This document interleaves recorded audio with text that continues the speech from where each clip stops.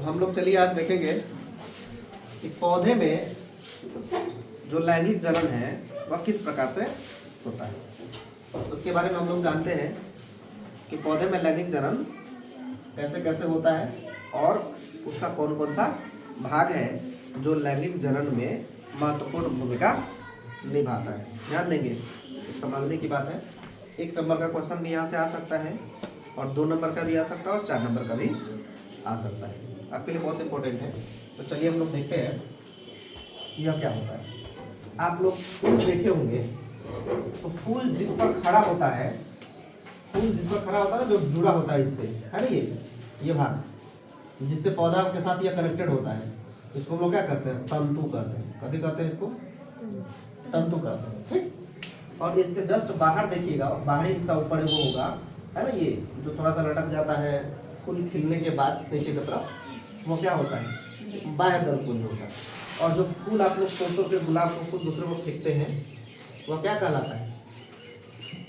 दल, या इसी को हम लोग पंखुड़ी कहते हैं। ऐसे ऐसे फूल खिल जाता है, नहीं खिल जाता है तो पंखुड़ी कहलाता है। क्या कहलाता है? पंखुड़ी। वही फेंका जाता है ऐसे। इतना आदमी सोच लिए होंगे, आगे आपको पता चल जाएगा। चलिए, लेकिन मुख्य तो आपको पौधे से कनेक्ट कर दिया तंतु। यह फूल की सुरक्षा के लिए इम्पोर्टेंट होता है। जब तक वो खिलता नहीं है तब तक सुरक्षा कौन प्रदान करता है? बाह्य दल फूल उसको लॉक करके रखता है। जैसे ही फूल धीरे धीरे थोड़ा बड़ा होना शुरू होता है, जैसे वो खिलता है तो ये नीचे की तरफ क्या हो जाता है? लटक जाता है। और किसी किसी फूल में धीरे धीरे सूख भी जाता है। समझना गया? ये जो हम लोग देखते हैं जो खिलने के बाद नजर आता है बाहरी, क्या कहलाता है? पंखुड़ी कहलाता है, या उसी को दल कहते हैं। समझना गया? अब बात करते हैं इसका मुख्य भाग कौन कौन से हैं। तो मुख्य 4 भाग हैं। बाह्य दलपुंज हम लोगों ने बता दिया आपको, दलपुंज या दल आपको बता दिया गया। उसके बाद है ये 2 इंपॉर्टेंट है, पुंमंग और जायांग। यह क्या है? नर भाग है। ये क्या है? नर भाग। और जायांग क्या है? मादा भाग। यानी फूल के अंदर एक नर भाग का काम करेगा, क्योंकि इसमें लैंगिक जनन देखने को मिल रहा है। तो एक नर भाग होगा और एक मादा भाग होगा। मादा मतलब स्त्री, और पुंमंग यानी नर भाग मतलब पुल्लिंग हो जाएगा। यानी स्त्रीलिंग भाग को जायांग कहते हैं, पुल्लिंग भाग को क्या कहते हैं? पुंमंग कहते हैं। समझा गया? तो आइए देखते हैं। अब देखिए यहाँ पे ये दोनों को हम लोग लॉक कर दिया है। ये जो है परागकोश, ये जो ऊपर का भाग देख रहा है, ये छोटा वाला तो दिखाई दे रहा है, ये ऐसे स्ट्रिप आता है, ये ठीक है। ये क्या है? परागकोश। ठीक है। और ये जो है ना, ये पाइप टाइप का, ये क्या कहलाता है? यह तंतु कहलाता है, जो इसको यहाँ से यहाँ तक लेके आता है। ध्यान दीजिए, इस दोनों को, परागकोश और ये जो तंतु इसका मिला हुआ है, इसको हम लोग मिला के क्या कहते हैं? पुंकेसर कहते हैं। कभी कभी ऑप्शन में आपको यही मिलेगा कि पुरुष भाग, है ना, फूल के कति नर भाग को क्या कहते हैं? है ना, पुष्प के नर भाग को क्या कहते हैं? पुंकेसर कहते हैं। ये आपको एक नंबरी में मिला भी होगा, ऑब्जेक्टिव में ये आपको दिखाई देंगे। चलिए, अब इधर बात करते हैं मादा भाग के लिए। ये हम यहाँ से एक ड्रॉ कर दिए है ये। अब देखिए इसमें क्या क्या गया? स्त्री केसर में देखिए सबसे ऊपर का हिस्सा ये क्या कहलाएगा? वर्तिकाग्र। और ये जो देख रहे हैं ना, ऐसे ही, ठीक है, ऊपर का हिस्सा क्या कहलाया? वर्तिकाग्र। ये जो हिस्सा देख रहे हैं जो आ रहा है, इसको हम लोग वर्तिका कहते हैं। वर्तिका जुड़ा होता है कथी से? अंडाशय से। और अंडाशय के अंदर जो होता है ना वो जगह, उसको क्या कहते हैं? बीजांड कहते हैं। ठीक है। और यह अंडाशय है, अंडाशय में ही अंडाणु का निर्माण होता है। अब बीजांड में वह बनता है, बड़ा होता है। अब चलिए हम लोग यह भाग जान गए कि नर भाग कौन कौन से हैं? परागकोश, तंतु, ये सब पुंकेसर का हिस्सा है। और ये क्या है? नर भाग है। मादा भाग की बात करें तो उसको स्त्री केसर कहते हैं। एग्जाम में अगर आपसे पूछे कि पुष्प में स्त्री भाग कौन सा है या मादा भाग कौन सा है, तो स्त्री केसर ऑप्शन देखने में मिलेगा, वह आप टिक कर दीजिएगा। लेकिन स्त्री केसर में भी बहुत सारा चीज होता है। वर्तिकाग्र, वर्तिका, अंडाशय, अंडाशय के अंदर बीजांड, ये तो नीचे इस पर जुड़ा हुआ है ही, ठीक है। अब बात करते हैं, इसके 4 मुख्य भाग है। अब ये हमको आपको बता चुके हैं, दल पुंज पे बता चुके हैं, पुमंग और जयांग ये आप जान चुके हैं। पुमंग मतलब यही पुंकेसर जिससे मुड़ा है नरभाग। चलिए अब समझने की बात यह है कि इसमें निषेचन की घटना हो कैसे जाती है। यानी नर भाग है और मादा भाग है, तो अंडाणु और इसका पराग कण निकलते हैं। पराग कोष में बनता क्या है? पराग कोष में बनता क्या है?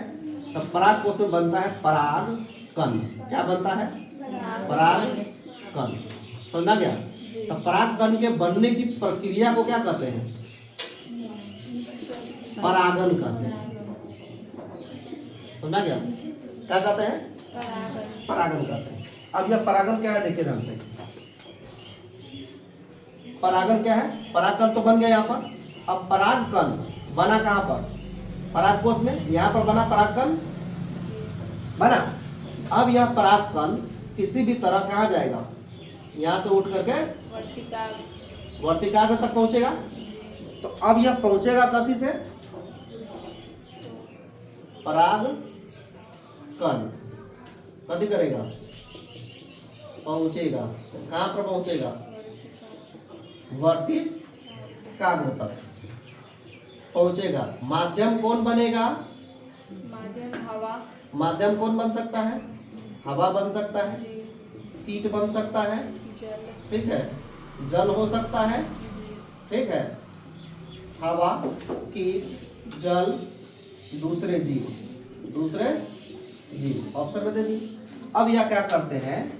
यहाँ से परागकण यहाँ से उठ के वर्तिकाग्र तक गया ऊपर, और वर्तिकाग्र के माध्यम से यहाँ से खसकते वर्तिका से उड़ते हुए कहाँ पर चला गया? यह अंडाशय तक आ गया, और यहीं पर क्या हो जाएगा? तो निषेचन की घटना हो जाएगी। अब जैसे ही हो जाएगा तो वहाँ पर अब क्या हो जाएगा? दूसरा फूल का निर्माण हो जाएगा। इसीलिए एक गाना भी है जो बहुत फेमस है, भंवरे ने खिलाया फूल फूल को ले गया राजकुमार। भंवरा जो है वह फूल का क्या करता है? निर्माण करता है। निर्माण नहीं करता बल्कि वह परागन की क्रिया में क्या होता है? अपना योगदान देता है। समझ गया? ऐसे ऐसे बहुत सारे कीट होते हैं, कुछ हवा के माध्यम से। अब देखिए ध्यान से कि जहाँ पर पौधा नहीं भी होता है वहाँ भी देखते होंगे कि जैसे बारिश हुआ हो तो वहाँ पे पौधा उग जाता है। इसका कारण क्या है? कि हवा के माध्यम से कहीं ना कहीं वह परागकण कहाँ चला गया? निषेचन के बाद में वहाँ पे जाके गिर गया। समझ में आ गया? तो इस प्रकार से देखने को मिलता है पेड़ पौधे में। अब देखिए यहाँ पे 2 तरीके से होता है।